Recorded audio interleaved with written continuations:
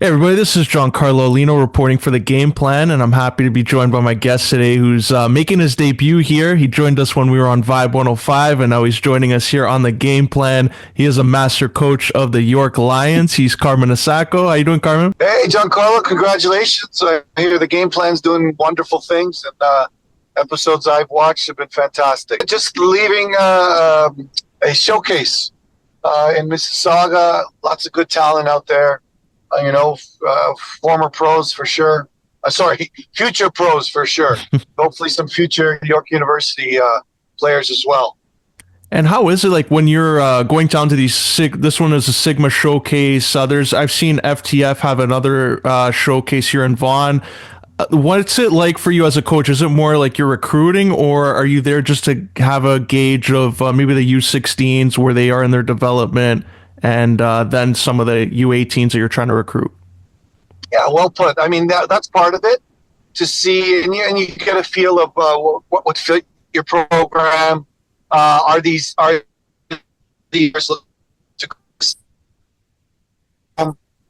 kinds of things that entails in your whole process of recruiting, right? And what would you need to get them to the university? What's their carrots? Is it the CPL? Is it future opportunities? Is it the academic alignment? There's all kinds of different types of wants and needs out of these student athletes.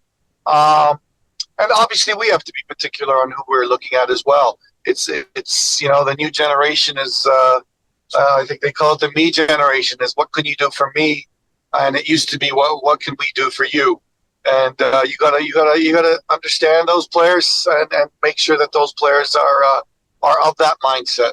And what was your initial thoughts when you were there today? Did you see anybody that you liked that could be a good fit for the York program? Absolutely, a lot of talents, a lot of potential, a lot of good attitudes. None obviously the finished product, but I think we looked at some good athletes, and I think there's good athletes getting good opportunities at other universities because the Sigma is always well attended. A lot of U.S. schools, a lot of Canadian schools. So it's hopefully all these student athletes find their way, and hopefully in the process we find some success for these student athletes, and they find some success for the program. And this year for you, York Lions had a great year for the men. They went on to nationals. The women did also fairly well. You had some players that were standouts in the CIS and U Sports. So what was it like for you as a coach, like just navigating both the men and women and making sure they're both amongst the top 10 in Canada? Yeah, I think it's 13 years. I mean, obviously you surround yourself with people that are very good at better than yourselves. And like I said, what we were talking about previously was recruiting. So you got to surround yourself with people that are into the recruiting, are prepared to, know all the ins and outs, know everything about the academia that they want to pursue. So it's mostly about surrounding yourself with good people, and in saying that, it's also about making sure that you provide those student athletes the best you could provide them with. Yeah, definitely. Well said there. And like your coaching staff, has it changed a lot since like the last few years? Not really. We've had some people move on to bigger, better things. I mean, back in the day, Patrice Geyser, the coach of Halifax, was one of our assistant coaches as well. But Luca Forno, who actually played at York University, has been fantastic. It's been on the staff since 2000, and I want to say 10. Wow. He made a transition from player to coach right away, and he's definitely one that knows the soccer scene and is incredibly important to our program, not only off the field but on the field. And we've had girls move on as well. Kennedy Herman just took a position at the new Halifax women's team in the NSL, North Star League. And we also had Tina Cook there, who recently coached the U15 female team at the CONCACAF Championship. So yeah, it's been fulfilling, and these people are off to better and brighter things, and that's part of what our purpose is as well. And for you this season, the men, was that like your expectations going in, because they were doing really well, like the wins that they were racking up, and then all of a sudden when it comes down to the playoff and then going into nationals, was that like what you expected, like nationals for this year? Yeah, I mean, we had a lot of talent this year. We made a big transition from last year as far as our personnel. So that was good and also bad, because of last year we had a lot of good continuity. We did a lot with a little last year, and this year we had a lot, and we expected to do. You know, we did win a bronze medal at nationals, which is, you know, on surface nice, but we did expect a little more. But you know, when we're playing against the University of Montreal's and Saint FX's of the world and PCs of the world, it's their talent level is you know, sometimes better than yours. So yeah, we had a couple of bad moments against Montreal in the semifinal. Gave up 2 restarts.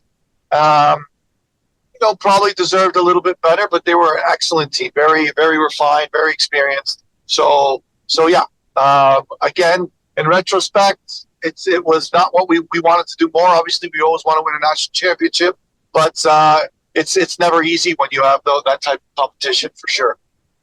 Yeah, definitely. It was great to watch too. CBC, they had the rights to it, and they were broadcasting it on their YouTube channels. So it was great to see some of these young athletes come up. And one of them, York United fans know of, Cristian Zeppieri, comes up, and he was a player of the year this year. Just everything he was bringing to your team. And he was coming down from York United early in the year when he had some minutes, but what was it like getting Cristian back into the fold for this year, and just the kind of performances he turned out?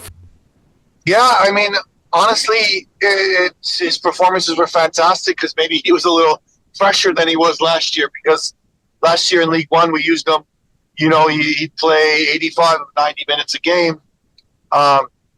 He got that continuity and those reps, but you know, but the rest was important as well.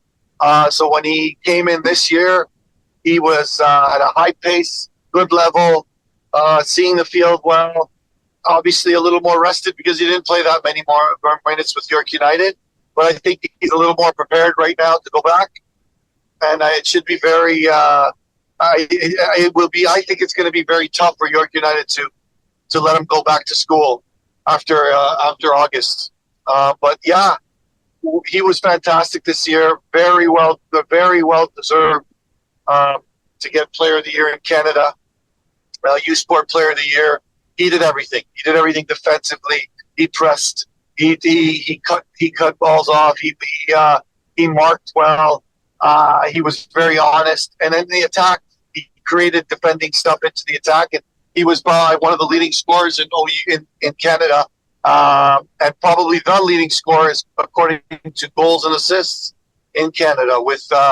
And he was our engine, and not always doing it as healthy as he could be. He had some knocks and bruises after a while because he was getting kicked a lot. So for me, that's what a Player of the Year is. All well-rounded, very honest defensively, and just a demon on with the ball. Yeah, 100% there. And I even texted you a couple times during the year, just so you know, like he's a baller. Those are what are my words to you, because what I was seeing out of him, I was impressed, especially at the university level, when you see some of the talent and you see him get that taste of the professional level. Was that more of, you think, a chip on his shoulder this year because he did get the minutes at York United and he sent them back down? That's well put. I think that was a theme. That was a theme throughout the team, and it was a lot of players there were told over and over that they weren't good enough, you know. And Zeppieri wasn't the only one. There was other players that had a lot to prove, and they still have a lot to prove. And yeah, that was definitely one of the motivating factors for our season this year, for sure. For a lot of those players that came from, you know, TFC2, and And basically we're told, hey, you're not good enough, and that was something that they needed to kind of uh, find within themselves and make it a positive rather than a negative. Yeah, definitely. And just even on that, like on Zeppieri, like the Pascal brothers did a couple press conferences throughout the year. I got to ask them about like Zeppieri, and they were impressed. Were there any times where they like had open dialogue with you just to check in on where he was on the field and maybe ideas of how they could utilize him at York United? Um, yes and no. They had their own thoughts. They had their own. I mean, the coaches obviously had their own vision on what they saw the most appropriate position for him, the way they used him. But the owner Ricardo was fantastic. Gave me updates, ensured me all the time that they were really high on him. They obviously protected him this year, so he'll be going back to York United. They're really high on him, and they've been very good. They've been very good in communicating. They've been very good at just trying to get to know the local talent in general. Yeah, 100%. And what's it like that you're on the same campus with them? Because a lot of times, like the professional league there, you might not get to see it as much, but with their game times kind of coinciding with the university a little bit and the weekends are at York Lions Stadium, has it been, I guess, a better transition than the past regime there? I would say so. I would say so. I would say like we've always had a decent level of communication, but this year's relationship was much better. We talked a lot between us and the owners. There was a level of respect for what the university and what the players of the university offer the community, and what the community was about in general, and how it was important for York United. So I think that was a massive step in their first year to kind of show the community that they care, and they're trying to do their best to put a product in that York region / Toronto community. And it showed too, because this year's draft, the CPL draft, York picks up 2 players from your roster. So they're looking at the York Lions as kind of like another pipeline for them. Like the 2 players that got drafted, what are your thoughts on just how they've developed at the university and what they can bring it for those that aren't familiar with them? Luka Jatola, who went 5th overall, he was one of those that had that chip on his shoulder, had a lot to prove as far as his it's where he was at as a level of maturity. He went through a lot at TFC2 and TFC. He went through a lot of growing moments, and a lot of people, didn't believe in him. But we've known him. He was a Vaughan product as well. We've known him since, and Luca Forno worked with him directly for many years as a grassroots player as well. So we're very familiar with him, and a lot of kids, a lot of players, a lot of need the opportunity to fail. I mean, you always talk about, and he never really was immersed into that. When we gave him the opportunity to be responsible and accountable for a group and a team and be one of the focal points, he was fantastic.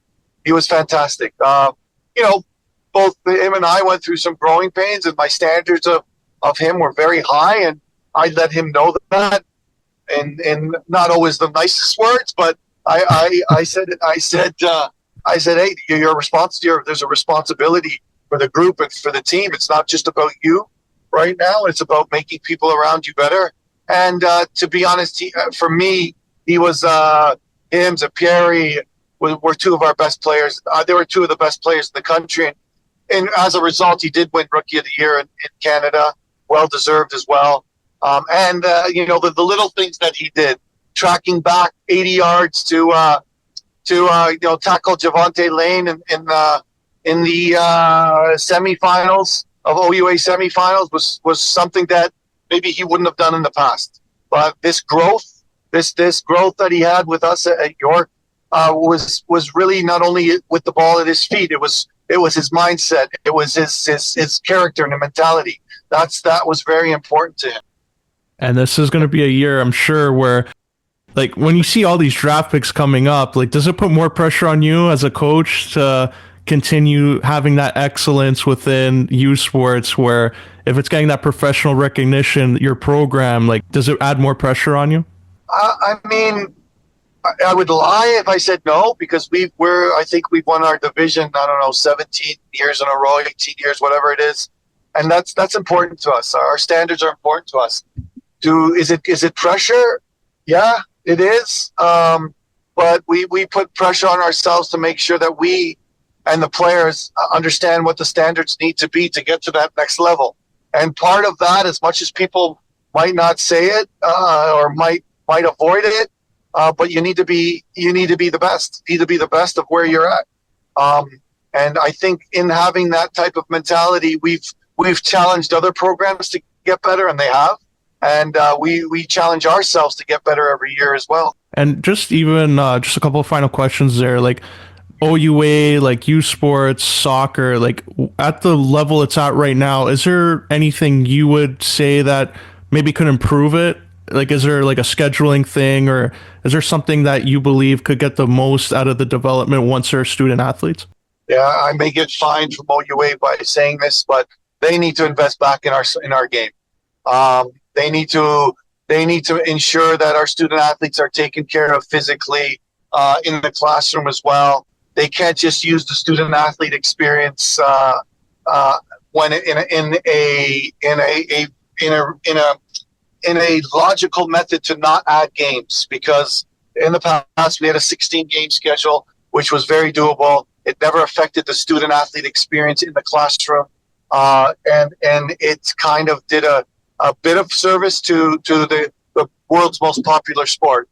If you look back at after COVID, soccer is the only sport that didn't go back to a normal scheduling. Actually, other sports have gone to more games. So it's hard to justify, and they shrug sometimes, the OUA or whoever it is, shrug their shoulders and say, oh, well, but soccer is the most popular sport in the world. It's one of the most popular sports in this country as well, most participated sports. And if they spent a little more time trying to invest in the game rather than limit schedules or find limits or find reasons to not make it relevant, then we would be better off for sure. Is there like something where, because you bring up a great point there, like they have to maybe have another tournament within the season, or like a showcase of universities where maybe it's an invite to like some NCAA schools to come up, and you have like a couple showcase tournaments where some of the best Canadian and Americans go at it? Or is it something where, like you said, it has to just be like 16 games, maybe an 18 game season to make the most of the players you have within the university system? Absolutely. For us to compete with NCAA teams, number one, our scheduling has to be longer. 16 to 18 games would be ideal. Plus playoffs. Our investment in maybe athletic financial aid would help. Our investment in facilities, our investment in a proper preseason length of time, all those things would be vitally important to the growth of the game. And we did talk about that. I mean, there was times where, in the NCAA, there's a push for, and we probably will see it be announced very soon, a push for the Big Ten and the ACC to join forces and have a league that's all year round. They're going to be playing all year round with probably the tournaments Final Four happening in April, May time. So, they're looking at, and it's going to be a USSF sponsored initiative as well. So it's not only the Big Ten and the ACC, but it's U.S. soccer that's pushing for this, because you know what? Just like in the women's game, the NCAA soccer in the women's game is the third best league in the world, right? Yeah. So they need to invest more into that, like they've realized the NCAA game, into the college game, and I would wish that we did that with the Ontario level and the U Sport in general level. But you know what? We live with what we can. We try and like go all year round as is. But there's a lot of hurdles, and it's believe you me, I'm not complaining. We find a way around it. We find a way to connect with League One. We find a way to make sure that our athletes are trained properly, are getting the best resources, and we also find a way to combine to ensure that we're preparing them to be professionals as well. So in saying that, I was talking to Ian McIntyre, the head coach of Syracuse University, and he said that this is the first time he heard it, but he thinks that we during these showcase type things we should have U Sport players versus the NCAA players that come home just to see the level. And for I mean, we used to see it at York games all the time. We see a lot of American coaches come and try to, whether it's poaching or try to give opportunities for Canadian players. But this year at the national championship, we saw a lot of NCAA coaches come in. A lot of NCAA coaches come in, and basically they were incredibly surprised at the level. Not only surprised, but thought that it was very comparable to NCAA. Completely agree there, because I think that would be great. We've even seen it like in the Olympics, the U.S. women's team, all the Olympic athletes that went through the university system, NCAA, and what they did at the Olympics, I think should be a sign to OUA to follow suit there. But if you dig deeper, you can also see that most of the best U.S. national team, and then again, this is all relative, but the best U.S. national teams that performed the best in the World Cups were all NCAA players. A lot of them all went through the NCAA. Now today, I'm not sure we're going to air this, but the draft just happened. The college draft just happened, and the relevancy of everything is kind of changed. They haven't really broadcasted it. There's probably a ticker, but they really didn't broadcast it over national TV, which it's all indications of the transitions and the business of sport. But it would be interesting to see what we can do with soccer at the university level if there was just a little bit more investment. And that's all we're asking for, is a little bit more investment. And plus a little more investment in our game will lead to a little more investment in the semi-pro games, the League One levels, and there will be a little more investment in the refereeing. There will be a little more investment in the game in general, and we'll grow. And we'll realize that how important U Sport soccer is to the landscape of this country. I mean, we look at Nico Seeger from York University going into Croatia, making his national team debut recently as well. You look at players like Joel Waterman going from Trinity Western University into the MLS. Lucas McNaught, University of Toronto. There's all kinds of examples where we can have so many more examples if that investment just grew a little bit more. Definitely there. I agree. And just final thought there, so you were at the Canadian national team there with Jesse Marsch, and you saw like him come into the team and his impact this year with what they did at Copa America. Like, what were your thoughts of seeing this Canadian team on the world stage like that against the South American giants and proving that they belong in there with the best of them?